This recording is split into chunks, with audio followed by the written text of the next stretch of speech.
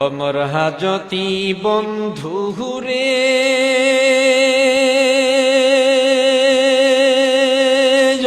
মোর কহি দিহি বন্ধু রে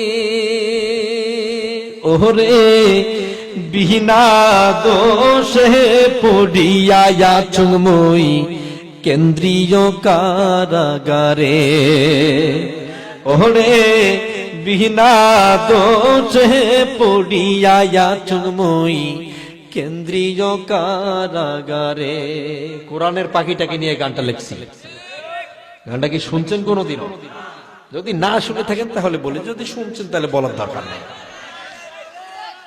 অমর হাজতি বন্ধু রে মোর কই দিঘি বন্ধু